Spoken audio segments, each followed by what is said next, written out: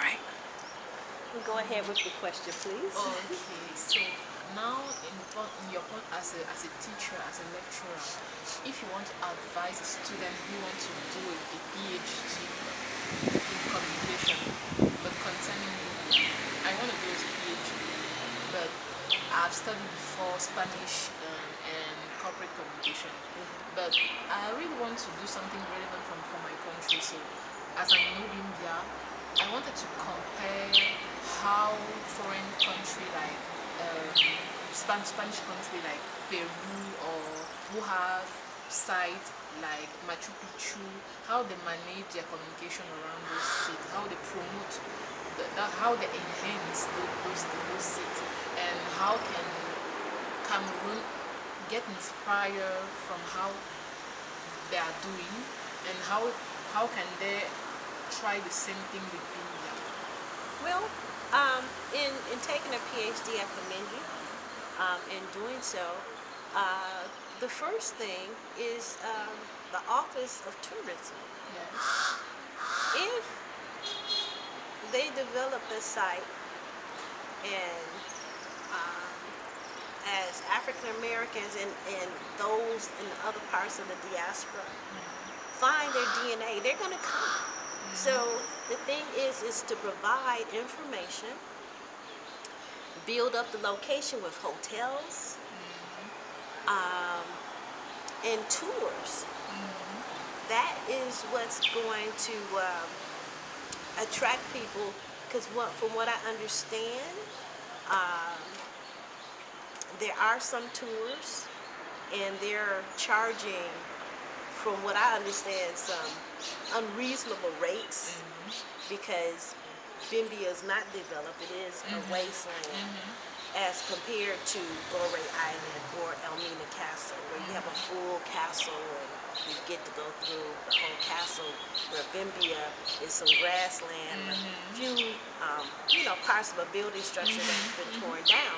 So that can be reconstructed, and they can do reenactments. We have, in America, we have different museums, and they do reenactments, and it becomes a place where film producers make movies.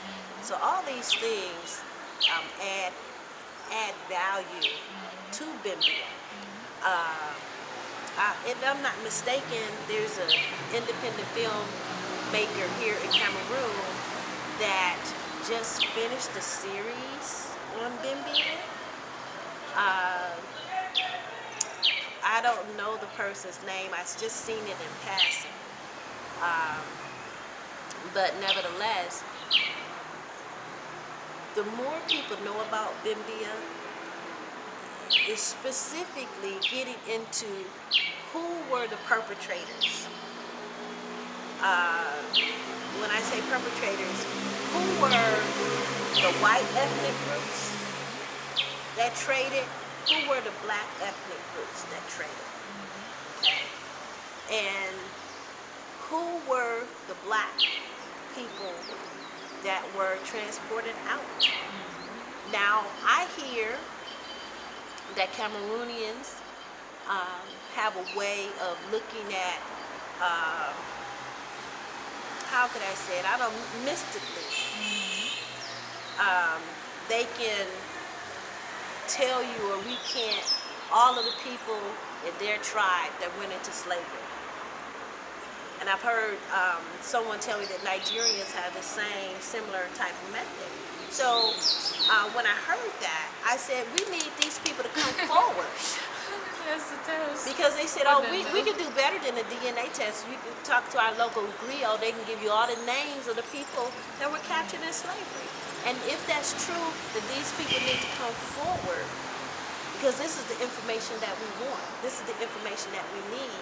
What I find in some communities, like some communities don't even teach anything about the slave trade. It's just like, people just left like one taboo. Day. Yeah, it's taboo, so they don't talk about it. So the elders that may have heard the stories from their elders, they don't see the relevance of telling the story, but it is very relevant for us. We need to hear this. We need to find that ancestor that searched for us, that looked for us, that did all they could, that commanded their children from generation to generation to look for your lost brother or your lost sister. There's a lady from Kenya, Perez Owino, that produced an independent film called Bound. And they covered that very theme of how a mother had two sons and one got captured and one stayed home. And she told that son, look for your brother. But it took generations, and generations later, both sons met each other in the U.S., but they didn't know each other. They didn't recognize one another. So their paths crossed, but they didn't know how to interact with one another. And that's where I come in with the African Roots and Heritage Foundation, is to get us connected from the U.S., from the Caribbean, back to Africa. And the quickest way is simply saying, hello, my name is. Introducing yourself. You speak in your native language so I can hear what my ancestors would have said to me in your language. And that's why I promote that. And when we begin to connect, we begin to understand one another.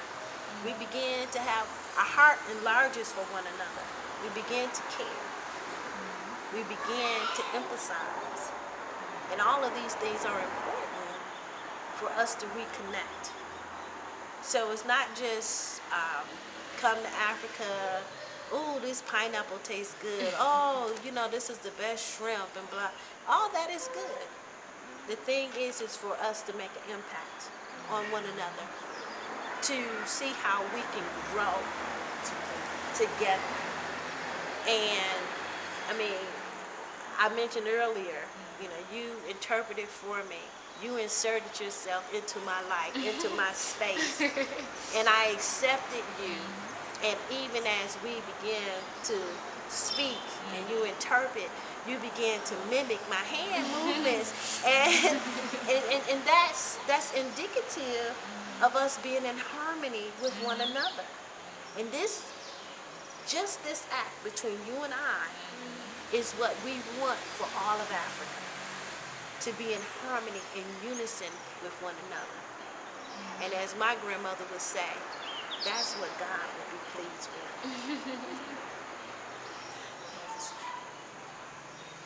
Any other questions? Okay, so tell me, in your native language, how to say good night, goodbye, and thank you. Vinji me bro. Vinji me bro. Vinji me bro. Vinji me bro. Vinji me bro.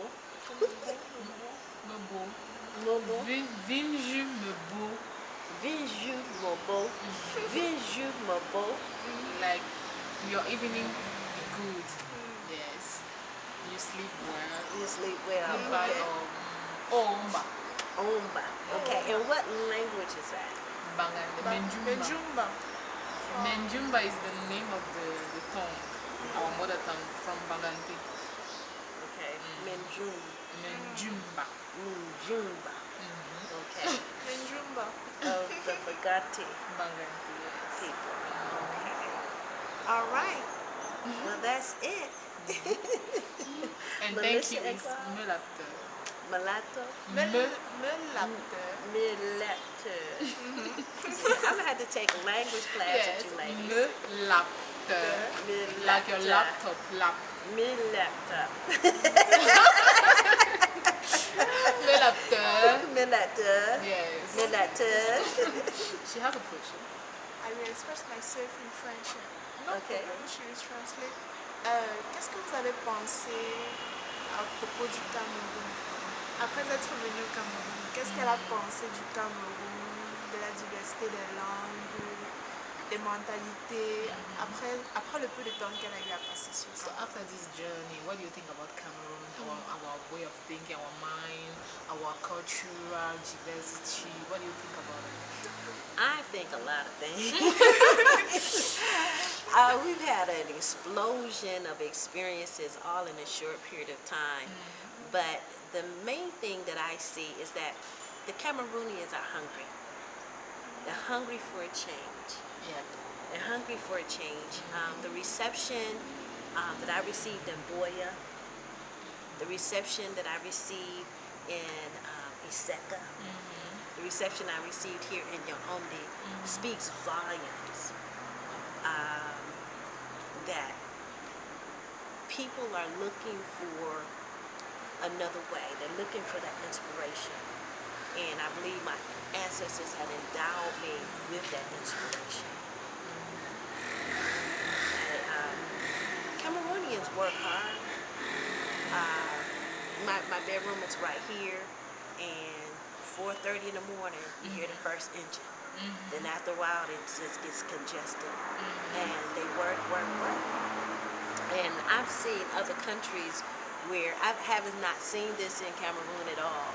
In other countries, you'll see men with their motorbikes parked, laying on top of their motorbike sleep. Or those wheelbarrows, or if there's a palm tree, guaranteed it's a man up under his sleep. And so when I look at Cameroonians, they work hard, they strive hard, they're go-getters. Whereas other countries may be a little bit more lax and like, I got time, I'm just gonna take a nap in the middle of the day. I don't see Cameroonians sleeping. They don't sleep in the day or night, because at 2:30 in the morning, the loudest music comes on until about 5. So I don't know when Cameroonians sleep. But so for that, I see the eagerness. What I don't see, and that's because of a limited view, limited vision, is great innovation. I believe the potential is there, but I believe those that have the potential is not focused on it. They're focused on other things, and that causes that lack and that lapse. If those that have the innovation